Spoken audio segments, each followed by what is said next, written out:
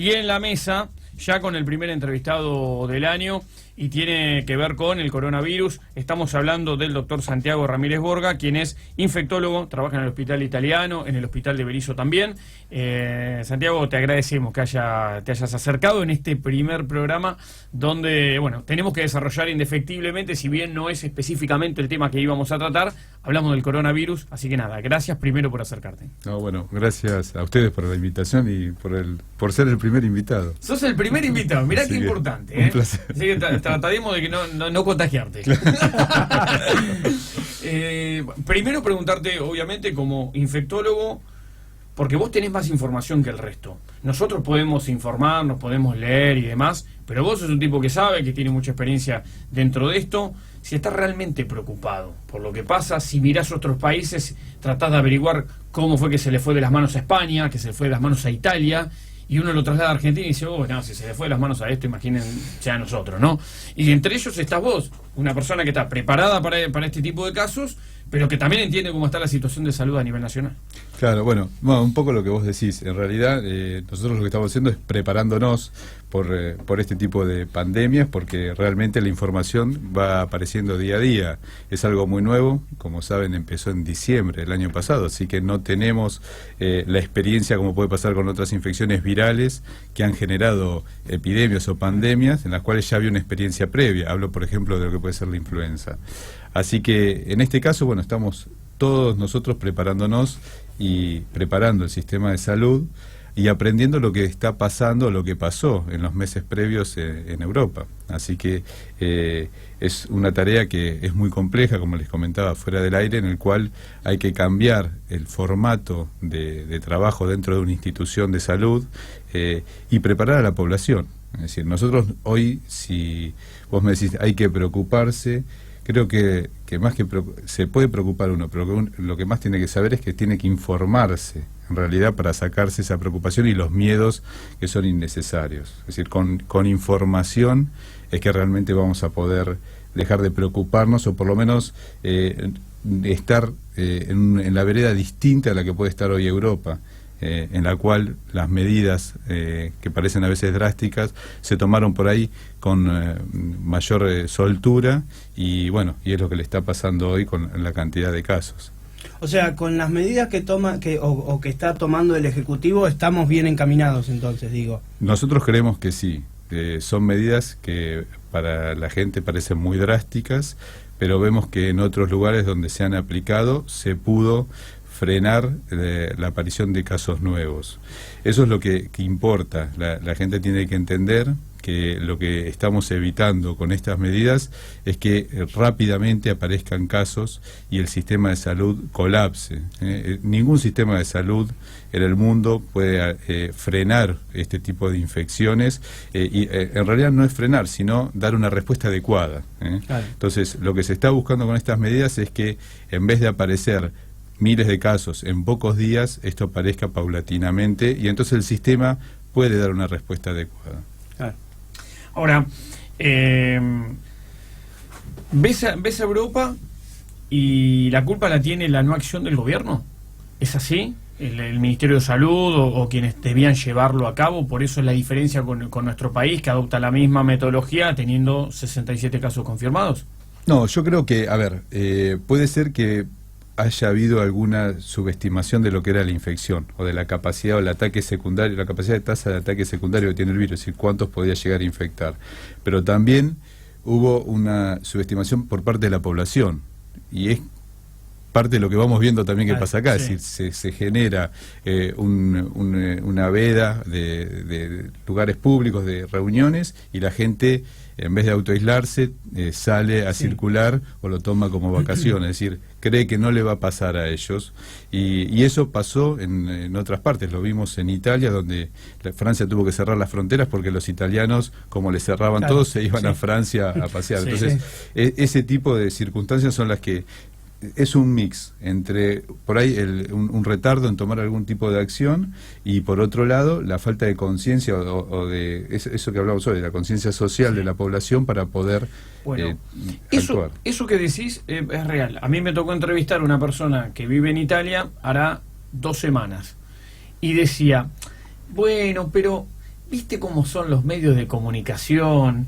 ¿No? Cuando entra Italia en cuarentena, la llamamos. Estoy deprimida, no quiero hablar, nos dijo. No la pudimos sacar al aire. Pasamos de una semana a la otra de los medios a esta situación de no puedo salir. O sea, vos, y te pregunto también por el rol de los medios. Vos lo que ves en la televisión, no tanto en las redes sociales, que puede, ahí la información está menos chequeada, vos ves que se está informando bien. Ustedes como médicos encuentran una ayuda, un brazo aliado a la hora de la comunicación. Sí, nosotros creemos que sí, que esté el tema presente siempre ayuda. Es decir, que la gente lo vea y lo pueda discutir y charlar en el ámbito familiar, en el ámbito laboral, es muy bueno porque eso hace tomar conciencia. Por eso digo, ese punto no tiene que hacernos pasar a la situación de estar en pánico. Es decir, lo que tenemos que hacer es estar informados y saber cómo nos podemos manejar con esta situación. Siempre es bueno que estos temas estén en los medios. Claro. Fundamental por esto que hablábamos, porque puede de esa manera poder concientizar a la gente y que realmente podamos detener o lo que decimos, enlentecer la aparición de casos. Doctor, ¿qué es el coronavirus? Bueno, es un virus que, como sabemos, como hemos hablado en otras oportunidades, es un virus que generalmente afectaba a animales y que puede, por algún tipo de mutación, pasar e infectar a otra especie, en este caso al humano, y a partir de esas mutaciones permitir el contagio interhumano. Entonces es un virus que afecta principalmente las vías respiratorias, que por eso, de ahí la definición que hablamos siempre del caso sospechoso, y que por las particularidades de esta forma que es el COVID-19, produce una rápida infección de un paciente a otro, tiene alta contagiosidad de un paciente a otro, y por suerte en la mayoría de la población no produce cuadros graves como lo producen los primos hermanos, para que se entienda cómo eran los coronavirus previos, que eran el SARS, el distrés respiratorio que había circulado, y el MERS, que era otra forma de estos virus, ¿no? Decías alto contagio. A mí lo que me llama poderosamente la atención es con la facilidad que se contagia. No sé si hay otro virus o hubo otro virus tan contagioso, por lo menos en el último tiempo. ¿Por qué? ¿Por qué pasa esto y no pasa, no sé, con otros, digamos? Son particularidades de los virus. No hay una explicación clara para que vos te digas por qué tiene más facilidad o no. Generalmente hay multiplicidad de factores para que un virus pueda ser más efectivo o no, y esa efectividad también tiene que ver con factores ambientales o sociales que llevan a que este virus se pueda diseminar con mayor facilidad. Factores ambientales tiene que ver etapas del año, por ejemplo, otoño, invierno, porque nosotros entramos en el calendario del frío, donde llegan supuestamente las enfermedades que tienen que ver también con problemas respiratorios, digamos. Entramos en un problema nosotros. Por eso, sí, eso, lo que vos nombrás es cierto. Dentro de los factores ambientales uno sabe que condicionan también factores sociales. Es decir, cuando está el frío, claro, estamos mucho más adentro, estamos más juntos. Esas circunstancias hacen que estos virus, que son de transmisión por gotas, por saliva, por las secreciones respiratorias, se transmitan muchísimo más fácil. Entonces, esa conjunción es lo que decimos, permite que estos virus puedan, como se concentran en gran cantidad en las secreciones nasales y orofaringias,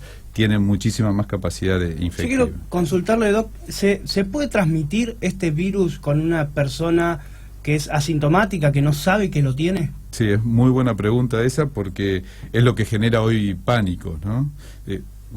El ejemplo clásico, lo hablábamos hace unos días también por la otra radio, es el hecho, bueno, estuve con alguien un español, o estuve con alguien que vive en otro país, y entonces soy un caso sospechoso. Yo no.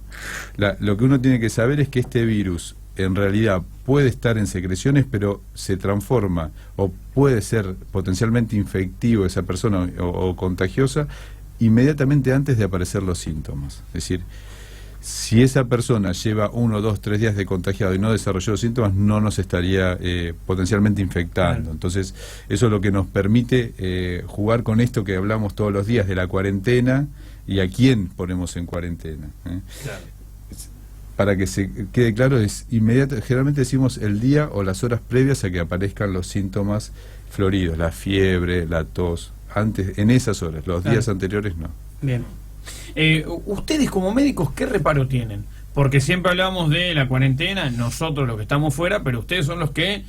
Nosotros le escapamos al virus, ¿no? Salimos corriendo, pero ustedes lo agarran de frente y tratan de curar. ¿Cómo tienen algo desde el Ministerio de Salud? ¿Les han provisto de, no sé, de insumos correspondientes? ¿El barbijo, calculo, si sirve o no? Sí, no puedo hablar por todas las instituciones, pero te comento desde el ámbito nuestro, generalmente la mayoría de los materiales que necesitamos para empezar a atender lo tenemos y creemos que lo vamos a ir teniendo a lo largo de la temporada, sobre todo la temporada invernal, que es donde esperamos la mayoría de los casos, en las semanas que vienen. Así que en este momento tenemos los materiales, los insumos. Lo que sí se está generando son protocolos de manejo dentro de cada institución, que lo que hace es eso, tratar de cuidar el recurso, no malgastarlo. Es parte de lo que ustedes dicen hoy.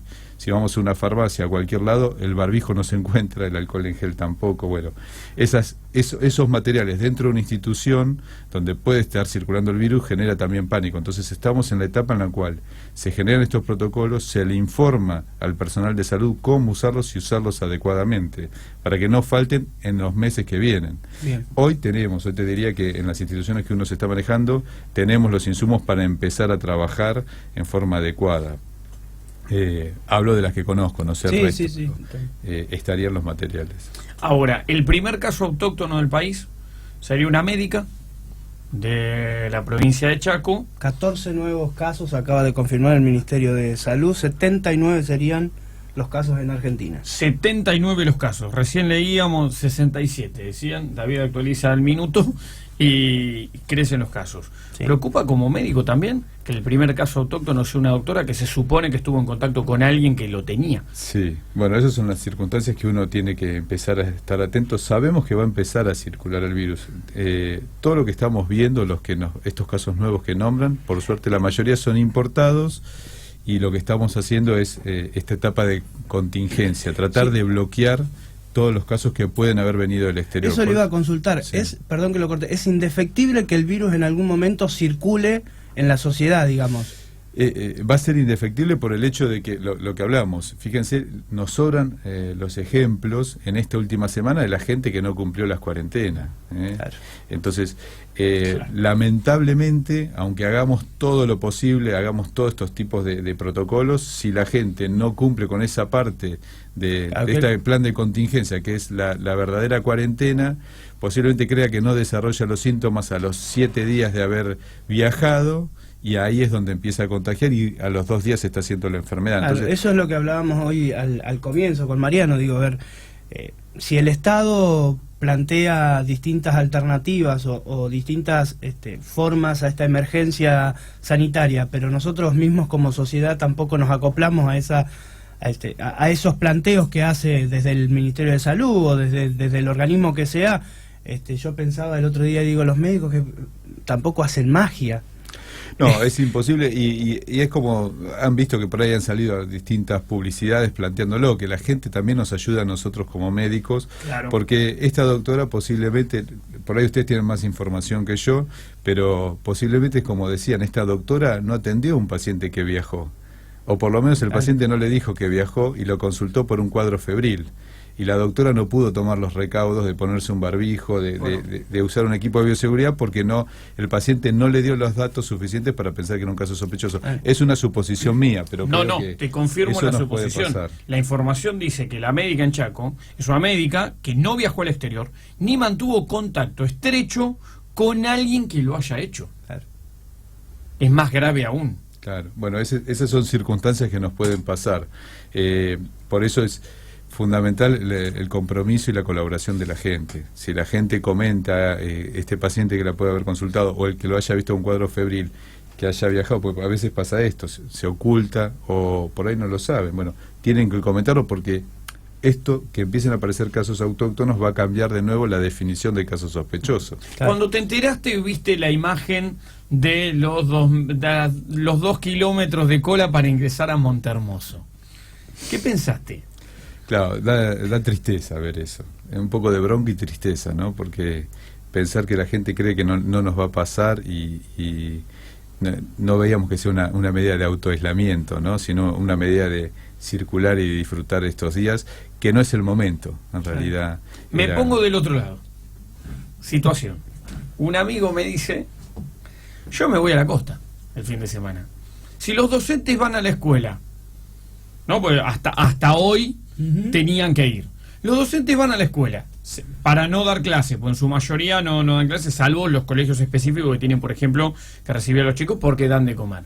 El docente sale de la casa, se toma el colectivo, tose en el colectivo, toca la baranda, toca el agarre, se baja, llega a la escuela, dejó a su hijo con el abuelo, dejó al nene que traslada con el factor de riesgo, se fue al trabajo, cuando volvió hizo el mismo camino, va y le dice, papá, gracias por cuidarme al nene, lo abraza, capaz que le da con el codo, pero el viejo le dio un mate. Todo eso pasa en el medio y nadie dice nada, porque yo no me puedo ir a la costa con mis amigos y me aíslo en la playa, total, como no va a haber nadie, soy menos peligroso en la playa que en el barrio. Claro. Bueno, lo que pasa es eso, ¿no? En realidad no es que se van a aislar, seguramente van a estar compartiendo, como vos dijiste, con amigos, con otras personas. Es decir, lo que se busca con estas medidas, el objetivo final es que uno tenga la menor interacción social, por lo menos personal, posible, sobre todo en estas 2 semanas. Es decir, cerramos una frontera, evitamos que sigan entrando potenciales casos desde el exterior, que es de donde están viniendo, y si alguien tiene que desarrollar la enfermedad en estas 2 o 3 semanas, que la desarrolle y lo vamos a bloquear. Claro. Esa es la estrategia que se estaba buscando. Pasa esto, si los que desarrollan la enfermedad salieron o estuvieron en otro lado, o no comentan, o no cumplen la cuarentena, va a ser difícil que estas medidas funcionen como tienen que ser. Ahora, de acá a 15 días, se regula, tenemos la suerte de que no hay tantos casos y demás. ¿Qué hacer? ¿Qué recomendarías vos como médico si estaría dentro del Ministerio de Salud? ¿Hablás con el Ministerio del Interior y con el presidente y le decís ahora sí abran la frontera? Porque en algún momento, si la vacuna no está, vamos a vivir encerrados durante meses hasta que la vacuna aparezca. ¿Esa es la única solución que existe? No. A ver, nosotros creemos, obviamente, esto no podemos hablar, es hacer futurismo porque hay que ver cómo se mueve la infección en estas semanas con estas medidas. Así que lo que se va a propender siempre es a tratar de, volvemos a lo mismo, a mesetar, decimos nosotros, que el número de casos nuevos no sea exponencial. Es decir, que si hoy tenemos 50, mañana tengamos 100 y después tengamos 200, 500, es decir, que no aumente de esa manera la cantidad de casos. Entonces, posiblemente lo que se va a buscar es hacer estas 2 semanas y evaluar qué está pasando, y si en estas 2 semanas crece exponencialmente, por ahí medidas más drásticas, como pasan en otros lugares. Hablamos con gente de Francia que me decían que estaban en una situación tipo toque de queda, es decir, era mucho más severo el hecho de quedarse en su domicilio. De hecho, Italia tiene un plan así, digo, la policía italiana anda por las calles con un altavoz y te ven en la calle y te meten preso, o sea, te llevan porque de hecho hacen respetar la ley como corresponde, digo, de igual manera Argentina es otro país, es otro mundo, es otro, todo lo que queramos, pero imagínate que si la policía está en cualquier localidad del pleno conurbano sur y sale a decirle a la gente quédese adentro, puede ser una batalla campal, porque estamos hablando de otra sociedad, de otra forma de vida, y no estoy diciendo que nosotros somos menos que los italianos, estoy contando lo que pasa en la sociedad argentina. Lamentablemente tenemos eso de no querer respetar lo que manda la autoridad, entonces terminamos siempre en el mismo lugar de ser este país tercermundista, que no podemos nunca avanzar. No digo solamente políticamente, en todos los ámbitos, en no poder avanzar, porque encima no tenemos la posibilidad a cambiar en el mundo, en la sociedad en la que nos manejamos. Creo que una de las preguntas que le iba a hacer respecto al virus en sí, al momento de encontrar a una persona infectada, ¿cuál es el tratamiento? ¿Existe un tratamiento para curar el coronavirus? No, en realidad, hasta ahora, volvemos a lo mismo que hablamos hoy, y lo hablamos fuera de aire, el tema de las vacunas. No hay un medicamento que realmente demuestre que es el medicamento ideal para tratar a este virus. Sí se están probando distintas medicaciones antivirales, algunas medicaciones que ya usábamos antes, que la usábamos, por ejemplo, para el VIH, esas medicaciones han demostrado que tienen cierta efectividad sobre el virus.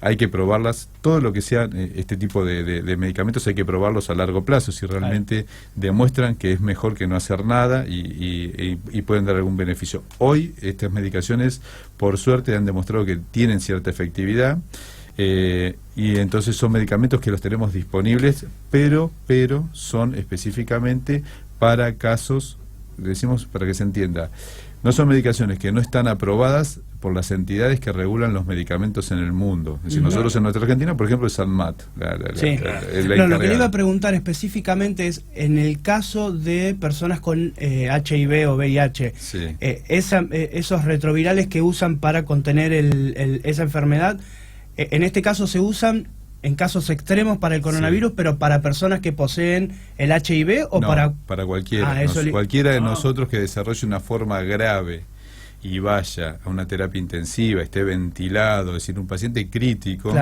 en esos las sociedades están evaluando y ya han hecho algunos comunicados en los cuales podríamos utilizar como métodos compasivos, se llaman tratamientos compasivos, estos medicamentos en esos casos. Así que es una alternativa, es una luz que tenemos para esos casos críticos. David, fuera de aire, vení, daba una buena noticia, ¿no? Dabas la noticia. Sí, lo leía recién. Es una noticia respecto a la vacuna esta que estaba desarrollando China. Dice que nada, que realmente parecería ser que Chenghui, que fue la que desarrolló una vacuna contra el ébola, parece que habría encontrado, no sé cómo es que se desarrolla, si sacan la cepa, no entiendo bien cómo es eso, pero habría descubierto la vacuna contra el coronavirus y China estaría en un proceso de fabricarla a gran escala.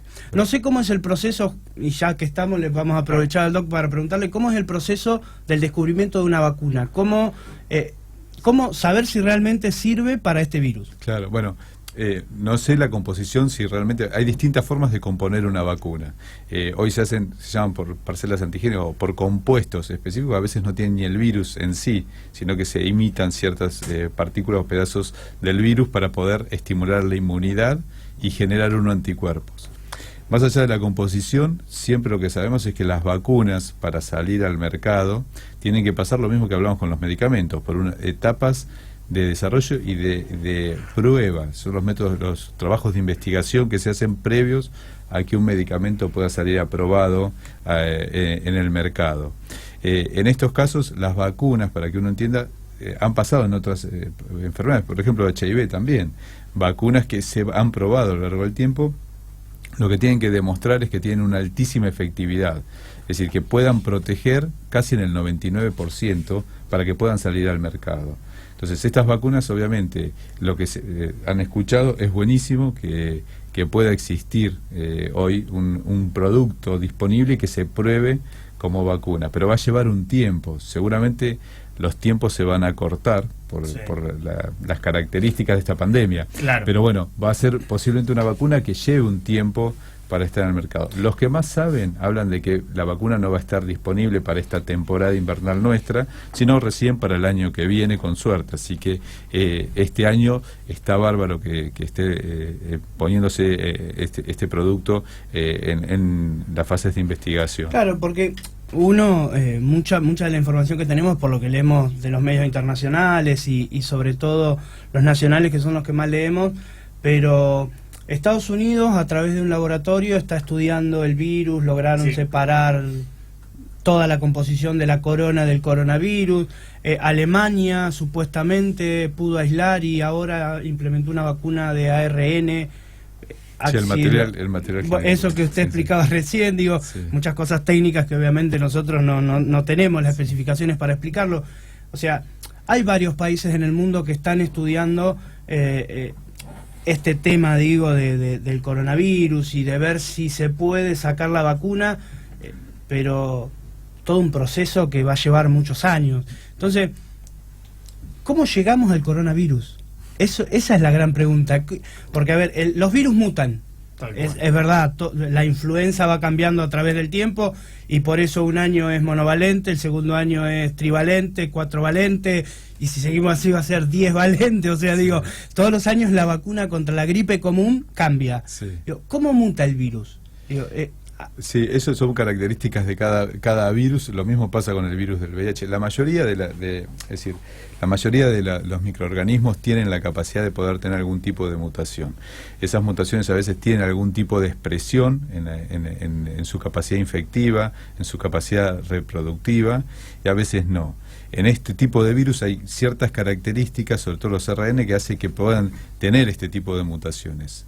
La más conocida es lo que pasa, lo que vos comentabas con el virus de la influenza, de la gripe, que cambia, tiene mutaciones y que esas mutaciones son pequeñas, pero que escapan con esas mutaciones los virus hijos a nuestro sistema defensivo, a nuestro sistema inmune. Entonces, por eso, todos los años la vacuna, en realidad, lo que hace es cambiarle los componentes sabiendo qué virus está circulando en el hemisferio contrario. Pasa lo mismo con, por ejemplo, con la infección por VIH, donde el virus puede sufrir algunas mutaciones y entonces hay tratamientos que funcionan con algunos pacientes y no son los mismos para otros. Es decir, toda la naturaleza en sí tiene esta variabilidad. Ahora, la teoría de la sopa de murciélago ya está, ya fue, ¿no? Se terminó, ¿o no? Doctor, venir acá y plantearte que esto se derivó de una sopa de murciélago mal hecha, es una pavada, ¿o no? Claro, hoy lo hablamos. No está clara la fuente de dónde pudo haber venido este virus. De algún lado ha salido realmente. Vieron que hay distintos, otros mamíferos que también se han involucrado. No queda todavía, por lo menos no está definido cuál de todos esos animales ha sido el que ha permitido o ha sido la fuente inicial de transmisión. ¿Pero puede haber maldad de algún laboratorio? No sé, no soy... ahí sí que no te puedo decir. Porque vete que hay muchas teorías. Seguro. ¿No? Teorías y demás. Sí. La de la sopa de murciélago no la repito más, digamos. Pues está el chiste, ¿no? Nos juntamos a tomar una sopita de murciélago. No, de acá, yo paso. No, eso no. Parece que no fuera. Eso no. Pero ya te digo, habría que ver, realmente nadie creo que todavía tenga la respuesta concreta de dónde ha salido el virus. Bien, tenemos que separar, ¿les parece? El productor me marca que estamos bien de tiempo, no queremos pelearnos con el productor en el primer programa, ¿no? ¿Está claro? Estamos charlando con el doctor Santiago Ramírez Borga, quien es infectólogo del Hospital de Berisso y del Hospital Italiano también. Tenemos las nuevas medidas del gobierno nacional, medidas económicas que impactan directamente en el bolsillo de la gente, sobre todo los que estaban preocupados con el tema del laburo, las licencias obligatorias, el presentismo. Bueno, ya tenemos lo que han dicho el ministro de Guzmán y el ministro... no me acuerdo el nombre, los dos, el equipo económico, de la Presidencia de la Nación. Ya tenemos las medidas, en un ratito vamos a estar charlando también con el doctor. Yo quiero hacerle algunas preguntas, ya aprovechando que es infectólogo, lo tenemos acá, hablar un poco también de HIV y enfermedades de transmisión sexual, que es un tema bastante complejo y que la verdad que, sobre todo en la gente más chica que no tiene el cuidado que debería de tener, estaría bueno aprovechándolo, que lo tenemos acá para charlar un poco de este tema también. Sin duda.